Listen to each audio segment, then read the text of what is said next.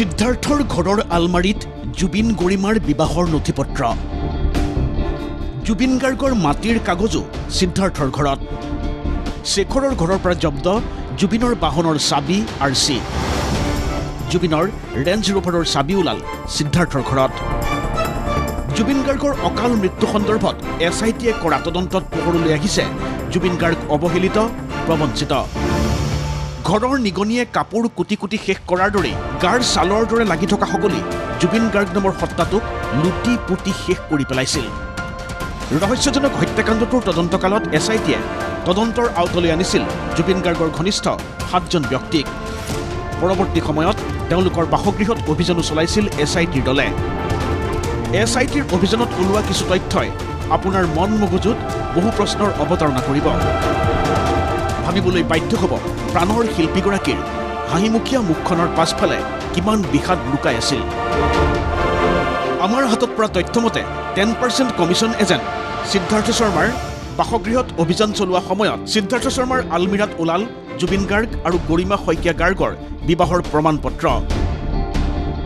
তেওঁলোকৰ বিয়াৰ প্ৰমাণপত্ৰখন সিদ্ধাৰ্থৰ ঘৰৰ পৰা ওলোৱাৰ কাৰণ কি হ'ব পাৰে? CIDৰ অভিযানকাৰী দলটো আৰু হতবাক যেতিয়া সিদ্ধাৰ্থৰ ঘৰৰ আলমিৰাত ওলাল জুবিন গৰিমাৰ যৌথভাৱে থকা এটুকুৰা ভূমিৰ নথি। গৰিমাৰ নামত থকা 4 টুকুৰা ভূমিৰ তথ্যও লাভ CIDৰ। ইফালে জুবিন গাৰ্গৰ লেণ্ড ৰোভাৰ গাড়ীখনৰ চাবিটো জব্দ সিদ্ধাৰ্থৰ শোৱনি কোঠাৰ পৰা। অকল ইমানেই নহয়, জুবিন গাৰ্গৰ চালকৰ অনুজ্ঞাপত্ৰখনো ওলাইছে সিদ্ধাৰ্থৰ বিচনাৰ ড্ৰয়াৰত। তদুপৰি গৰিমা শইকীয়াৰ নামত থকা এটুকুৰা ভূমিৰ খাজনা ৰিচিপ্ট পোৱা গৈছে সিদ্ধাৰ্থৰ ঘৰত।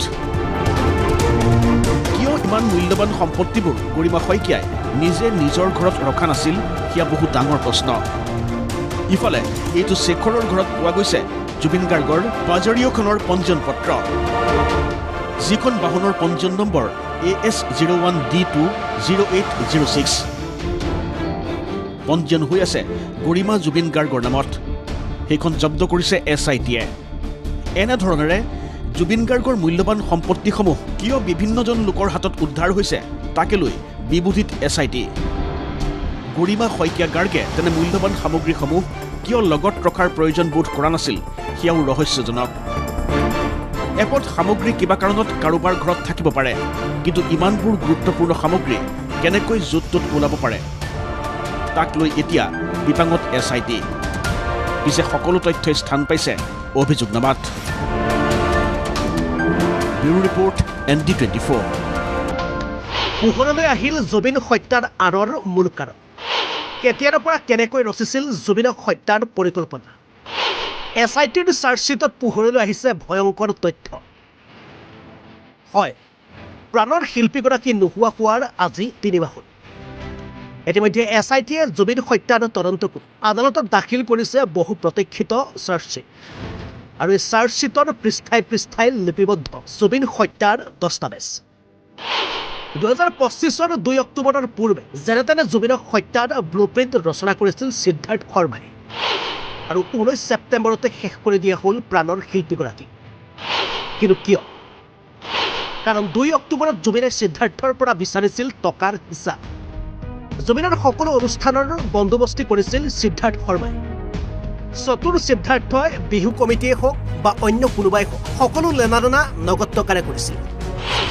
একোখন বিহু সমিতিৰ সৈতে 10 পৰা 12 লাখ টকা বন্দোবস্ত হৈছিল, কিন্তু জুবিন গাৰ্গক দিছিল প্ৰায় 7 লাখ টকাহে। তাৰ উপৰিও আকৌ 15% কমিশ্যন লৈছিল সিদ্ধাৰ্থই।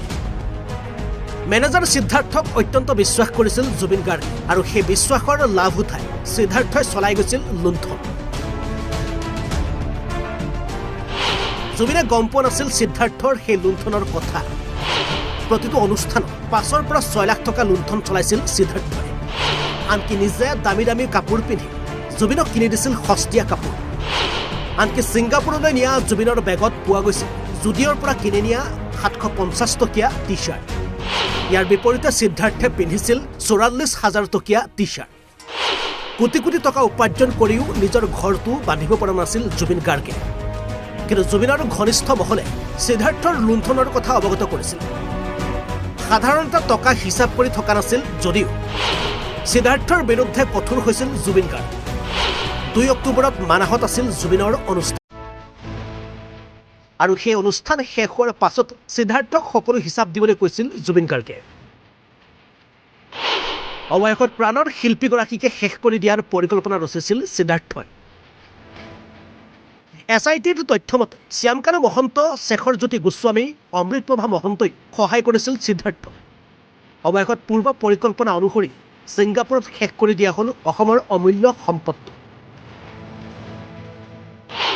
ছিংগাপুৰৰ হোটেল ইয়ট পাৰ্টিত অত্যাধিক সুৰাপান কৰোৱা হৈছিল জুবিন গাৰ্গ সাঁতুৰি সাঁতুৰি অচেতন হৈ পৰা জুবিনক ৭৫ মিনিট সাগৰৰ পাৰতে ৰাখি থোৱা হৈছিল অচেতন হৈ পৰা 1 ঘণ্টাৰ পাছতহে জুবিনক চিকিৎসা প্ৰদান কৰা হৈছিল সিদ্ধাৰ্থ শ্যামকানু শেখৰ অমৃতপ্ৰভাৰ গাফিলতিও আহিছিল পোহৰলৈ যাৰ বাবে চায়ুকে হত্যাকাণ্ডৰ গোচৰত অভিযুক্ত কৰিছে SITয়ে BNSৰ অধীনত 103 ধাৰাত গোচৰ পঞ্জীয়ন 4 কালপ্ৰিতৰ বিৰুদ্ধে 16 ডিচেম্বৰত প্ৰথমটো শুনানি জবাবদিহি হ'ব লাগিব আটাই ব্যুৰো ৰিপৰ্ট অসম লাইভ 24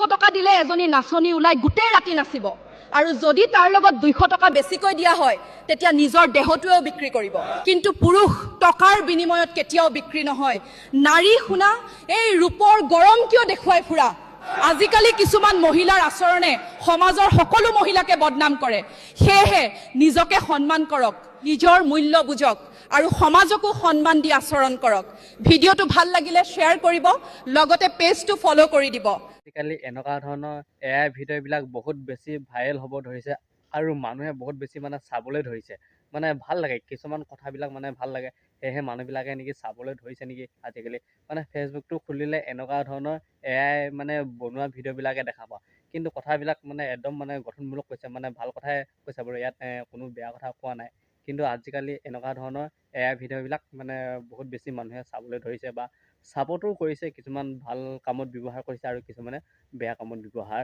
কৰি আছে